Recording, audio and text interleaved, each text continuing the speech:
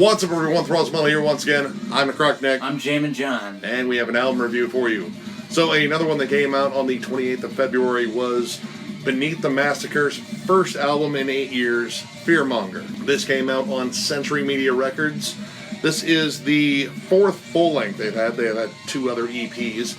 And this band is absolutely insane. We're definitely going to get to that point a lot. Yeah. This band also features Anthony Barone, who also is the drummer of Shadow of Intent, which is a band that seems to be breaking big here lately. And the guitarist Chris Bradley is a former member of fellow Quebec band Despised Icon. So their roots are firmly in Quebec and the whole deathcore tech death scene, which they blend together very well, but at an absolutely insane pace. If you've never listened to this band before, be prepared. Yes. Be prepared to feel like you've run a mile after you listen to this record. Writing notes on this album was like cramming for a fucking exam. Yeah, dude. This entire album runs less than a half an hour, and there's a good chunk of it where you're like, dude, what the fuck just happened? So it opens up with Rise the Fearmonger, and you get a brief intro before this song spazzes out and hits you with tech death, deathcore blended insanity. I'll just put it this way, for those of you that have heard of Beneath the Massacre in the past, this explodes into all that Beneath the Massacre ever was and still is. Notes that go by in a blur. Like, Yeah. I mean, it's really hard to keep track of this. This is honestly one of the most difficult things I've had to review, just because it just goes by so quick. This is a blur of brutality and precision. It is syncopated to a degree that is hard to describe unless you just listen to it and come to your own conclusions, which are probably going to be like, dude, what? Yeah. Inhuman insanity is what I would compare a majority of this album to. It sounds so mechanical.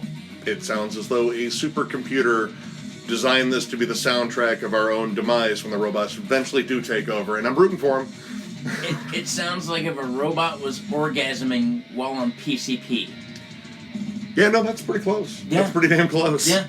It isn't bereft of any melody or hooks in here. There's always some clever breakdowns, some cool solos, but you really have to get through a wall of absolute insanity.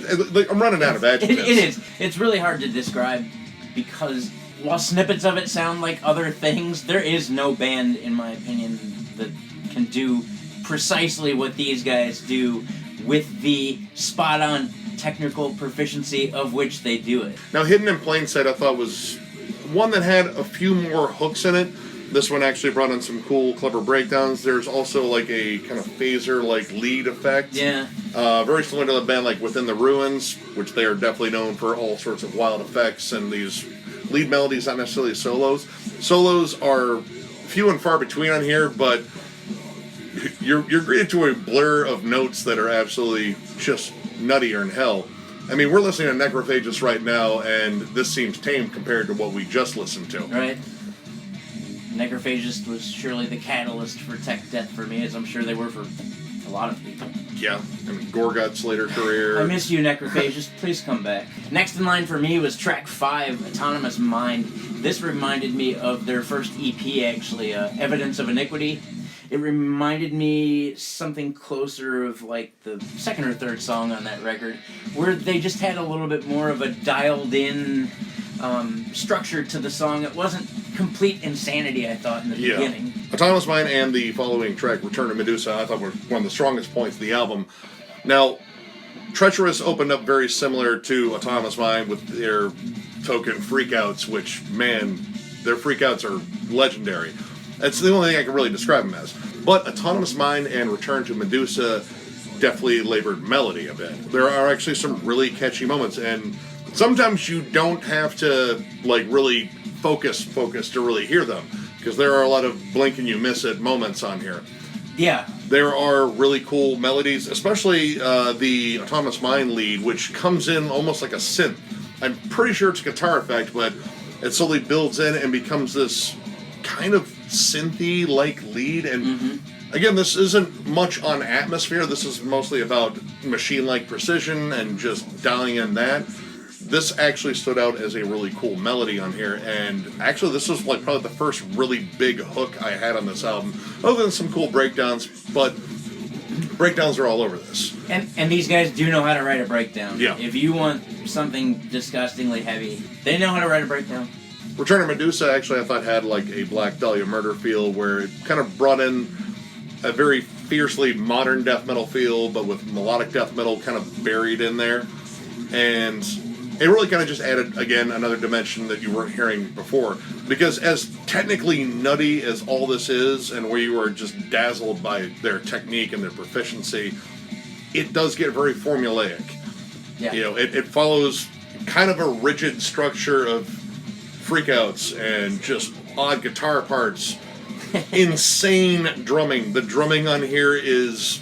I think the drummer died like 3 times and they had to resuscitate him in the studio. Like, it's that fast. I'm not... I felt bad. I felt in pain for him.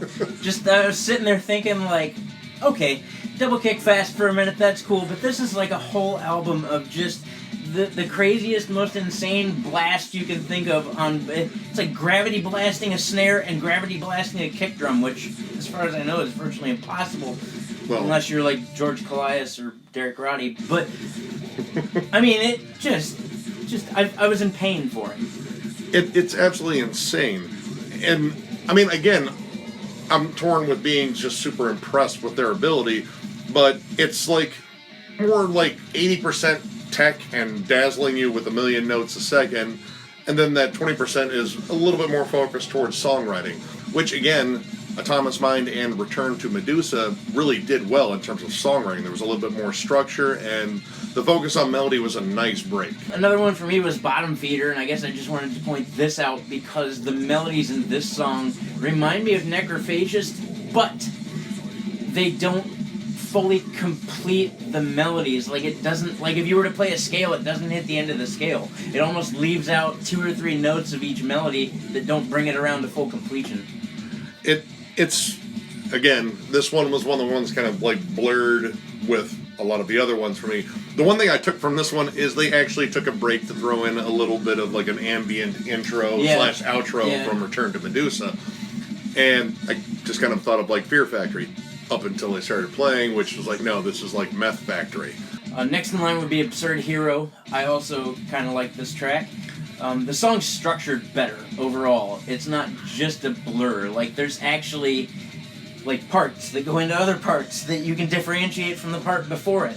It had groovier pockets. Like, I noticed, like, all right, the freakouts, of course, are still there, but it was definitely more a slower pace, but slow for them is still fucking fast. It reminded me of, like, Alter Beast. Alter Beast's album Feast. This kind of brought up another issue that I've had with this band. Again, I really like this band, but the frantic pace of their albums, you know, it becomes kind of indistinguishable from one to the next. Like, honestly, there's points where we could have thrown in a track from a different album, and granted, it probably would have been amazing, but it could have just fit in there very well. What we could have done was thrown in one of the less notable tracks from another album, where you're not going to catch on right away, and I think it, unfortunately, would have meshed in here well.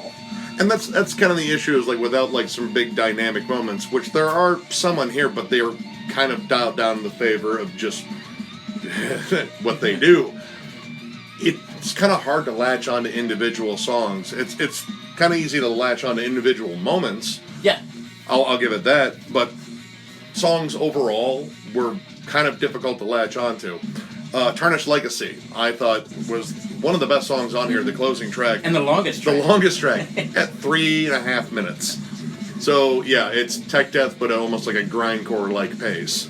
And this is where I kind of came to a bit of an epiphany. I don't know if I'm entirely right here, but I think as far as how challenging their albums are to listen to, this might be one of the more accessible ones, I think, just because there are some more melodic tracks on here, and maybe some groovier pockets. I'm not saying that this album is, you know, like, oh, no, this is just easy to listen to. This is, right. It's a breeze. You have to be a fan of tech death, yes, I think, to really be able to be able to listen to this and take something still away from it. And even as like a tech death fan, like I've been listening to Necrophagus for years. I love Gorod and Archspire and Origin. Beyond Creation. All these bands that really do tech death very well, but the difference with those bands is, at least in my opinion, they actually write individual songs better where they actually stand out a bit. I mean, that's up to debate, but that's just kind of a personal thing for me. I guess this reminds me kind of like Psyopus. If Psyopus was a crazy tech death band. They were just crazy. Because that listening to Psyopus is kind of the equivalent, I think, of listening to Beneath the Massacre. Like, you have to be like, what the fuck is happening? Like, yeah. What? But Tarnished Legacy actually had a more solid structure to it, I think. It actually kind of moved through, and this one had, honestly, the most notable solo on it, I think. The sweeps on there are just fucking beautiful. Yep. This song, to me, was more straightforward. Just reminiscent of actual, like, death metal. Yeah, in parts. I mean, of course, they still did their stuff. Right, yeah, right. And they don't going to do that. They don't ever leave that out. There's not a single moment of this album where, again, like I said, if you've listened to Beneath the Massacre, there's not a single moment in this song where you're not reminded of who the hell Beneath the Massacre is. Because, I mean, if they haven't done the whole every 15 seconds, it doesn't make sense to them. How they write songs is, it's kind of a bewilderment thing for me. Like, it doesn't necessarily compute with how I'm wired. Right. And I've listened to, like, tech death and insane brutal death shit, but these guys have kind of been in a league of their own. But I've always struggled with getting into all of their stuff just because it's very similar and it is challenging. Yeah, I agree. I've listened to thousands of bands, death, tech death, every pretty much subgenre you can think of. I've listened to thousands of things, and in my travels, very few are like Beneath the Massacre. These guys are definitely unique. Yes. And masters of their craft. So overall, I'm going to give this 3 stars. While it didn't have all the hooks I was looking for, and it did get very similar, you can't help but to not be super impressed with the ability, the precision, how machine-like this is. Now, if that's your thing or not, that's totally up to you. But I couldn't help but not be impressed with it. And there are some really good hooks on here. You just kind of have to search for them. Maybe slow down the album just to really pick it apart and hear it. Actually, we should do that. I want to slow down this record and see what happens. I'm sure they've done it on YouTube already. I'm sure. But yeah, 3 stars. I think it's a pretty solid release, and if you're looking for some insane tech death, then you probably already own this. I would give it 3, but I'm going to give it 3.5. The extra half star is just because I'm a personal huge fan of Beneath the Massacre and have been since they came out. And in fact, it's funny, I dated a girl for like 5 years who supported my love for death metal. It was crazy, it was really weird. But she hated Beneath the Massacre because she just couldn't, she was like, what the fuck is wrong with you? What are you listening to? But that's something that I've always loved about tech death in general, too, is it really kind of makes you think. Because there's no way to pick up on all of it. I could listen to this record probably 10 more times and not pick up on every little nuance.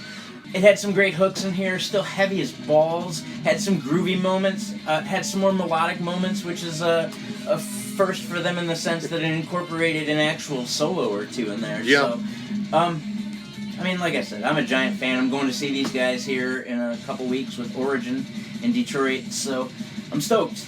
3.5 stars. So, if you like the review, give it a thumbs up. And if you are new to the channel, subscribe, because if you subscribe, you are entered in our giveaway for a Cryptopsy hoodie. Once we hit 1,000 subs, we're going to do a sub randomizer, and one of you lucky people out there are going to get a Cryptopsy hoodie. Yep, and I've seen it. It's neat. I was there when he bought it. And again, we are pushing ever so close to 1,000 subscribers. I looked just a minute ago and we were at 884. And you guys are all kick-ass. I mean, it's really cool. Thank you for coming here and checking us out. Yeah. Allowing us to do what we're passionate about so you can get into what you're passionate about. You guys take care of yourselves. Peace.